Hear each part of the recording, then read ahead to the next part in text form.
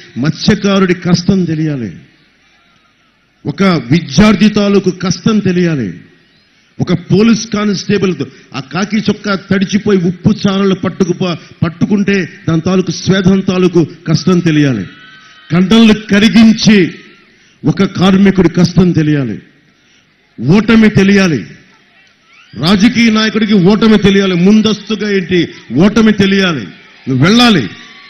అందుకు దశాబ్దం నాకు నేను విధించుకున్న నాకు ట్రైనింగ్ గ్రౌండ్. ఓడిపోతే నేనేం బాధపడలా, గాజువాకలో ఓడిపోతే అస్సలు బాధ లేదు నాకు.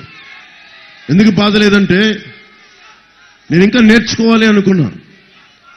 డబ్బులతో ముడిపడిన రాజకీయం అది కూడా నేను అనుకోవట్లా. సరిగ్గా కనుక ఒక సరైన నాయకుడు వచ్చి మీ గుండెలకు కనుక మంట అంటించాడా, మీ గుండెల్లో అగ్ని జ్వాలలు అంటించాడా, ఏ డబ్బు పనిచేయదు, ఏ ప్రలోభాలు పనిచేయవు, ఏ బిర్యానీలు పనిచేయవు, ఏ సర్కార్ సారా కూడా పనిచేయదు. కానీ గుండెలను అంటించగలగ శక్తి ఉండాలంటే ఆ వ్యక్తికి లోపల అంత బలమైన బగ మండే జ్యోతి ఉండాలి లోపల. అది ఒక రోజులో రాదు, నిలబడాలి, నలగాలి. చంద్రబాబు గారు జైల్లో ఉన్నప్పుడు నాకేమి సరదా కాదు. ఇంతమంది అడగండి, ఇప్పుడు ఇంతమంది నాయకులు మాట్లాడారు. భరత్ గారు ఉన్నారు ఇక్కడే, పార్లమెంట్ అభ్యర్థిగా పోటీ చేస్తున్నారు.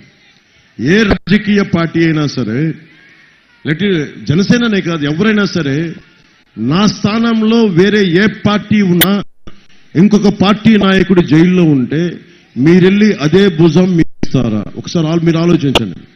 ఎవరు ఇవ్వరు.